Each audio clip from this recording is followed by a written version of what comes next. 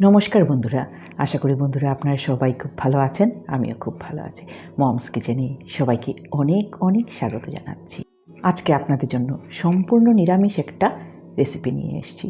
সম্পূর্ণ নিরামিষ রেসিপি, তার জন্যই অনেকেই পেঁয়াজ রসুন খেতে ভালোবাসেন না বা কোনো কারণে পেঁয়াজ রসুন ছেড়ে দিয়েছেন। এক বাটি মুগ ডাল সিদ্ধ দিয়ে কী করে একটা বাঁধাকপির দারুণ রেসিপি করে নেওয়া যায়, এটাই আজকে আপনাদেরকে করে দেখাবো। রোজ রোজ একঘেয়ে রান্না খেতে খেতে ভালো লাগে না আমাদের। স্কিপ না করে পুরো রেসিপিটা দেখতে থাকুন। সবার জন্য ছোটো ছোটো টিপস অ্যান্ড ট্রিক্স প্রতিদিনের মতো অবশ্যই আছে। আর এই দারুণ রেসিপিটা যদি আপনাদের ভালো লেগে থাকে তাহলে একটা লাইক কমেন্ট করে অবশ্যই উৎসাহিত করার অনুরোধ রইল। আর চ্যানেলটাকে সাবস্ক্রাইব করে বেল আইকনটাকে ক্লিক করে দেওয়ার জন্য অনুরোধ রইল। একান্ত অনুরোধ নতুন ভিউয়ার্সদের জন্য।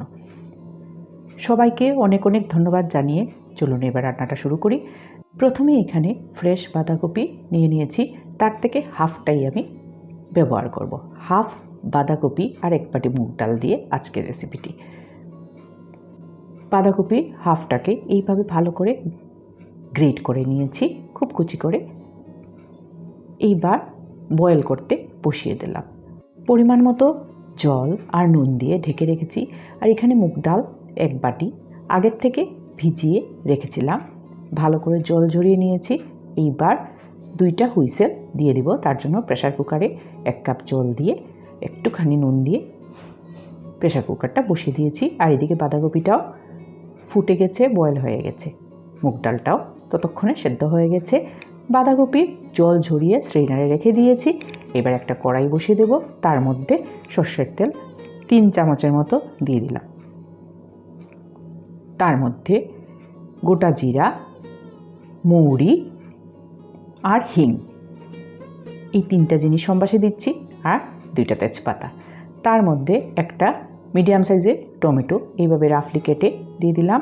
স্বাদ মতো নুন, হলুদ গুঁড়ো, ধনে গুঁড়ো, জিরে গুঁড়ো আর অল্প একটুখানি কাশ্মীরি লাল লঙ্কা গুঁড়ো দিলাম। নিরামিষ রান্নাতে খুব বেশি জাল জাল ভালো লাগে না, তার জন্য ব্যালেন্স করার জন্য হাফ চামচ চিনি দিলাম। আর 10 থেকে 15টা কিশমিশ দিয়ে দিয়েছি। এইবার বয়েল করে রাখা বাঁধাকপি দিয়ে দিচ্ছি। পুরো জলটা ঝরিয়ে নিয়েছি, ঝটপট হয়ে যাবে। সব মশলার সাথে কপিটাকে মিক্স করে নিচ্ছি। খুব সহজে হয়ে যায়, দুর্দান্ত স্বাদের এই রেসিপিটা। আপনারা দেখতেই পাচ্ছেন কত সহজে হয়ে যাচ্ছে। ভালো করে নেড়ে চেড়ে দিলাম।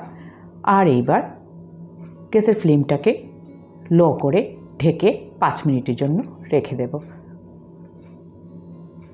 যেহেতু বাঁধাকপি আগের থেকেই হাফ বয়েল করা আছে, রান্নাটা হতে একটুকু সময় লাগবে না, শুধু একটু মিশবে মশলার সাথে, এইটাই।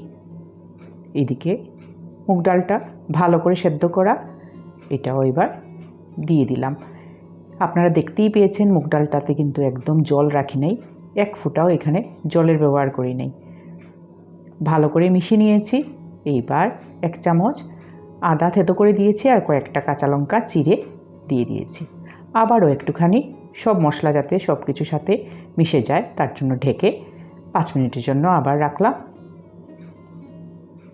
আবার দেখুন খুব ভালো করে সব কিছু মিশে সুন্দরভাবে মিশে গেছে। 1 চামচ ঘি উপর থেকে দিয়ে দিলাম। আর একটু নেড়ে চেড়ে দেব। দেখতেই পাচ্ছেন বন্ধুরা, তার মধ্যে কিন্তু আর বিশেষ কিছু কোনো মশলা লাগে নাই। সাধারণ ঘরোয়া রান্না। 2 চামচের মতো ফ্রেশ ধনেপাতা কুচি দিয়ে দিয়েছি, একটু নেড়ে চেড়ে দিলাম। আর সহজেই রেডি হয়ে গেল দারুণ স্বাদের মুগ ডাল বাঁধাকপি। ফ্লেমটা অফ করে দিলাম। এইবার সার্ভ করে দেওয়ার পালা। আশা করি বন্ধুরা আপনারা সবাই উপকৃত হয়েছেন এই রেসিপিটা দেখে। আলু ব্যবহার করিনি, খুব বেশি তেল মশলারও ব্যবহার নেই, কিন্তু দারুণ সুস্বাদু এই রেসিপিটা। অবশ্যই একবার ট্রাই করে দেখবেন। সবাই খুব খুব ভালো থাকবেন, সুস্থ থাকবেন। আজকের ভিডিওটা বন্ধুরা এই পর্যন্তই। আরেকটা খুব ভালো রান্না নিয়ে খুব তাড়াতাড়ি আপনাদের সাথে অবশ্যই দেখা হবে। আপনারা কে কোথা থেকে দেখছেন অবশ্যই একবার কমেন্ট করে জানাবেন।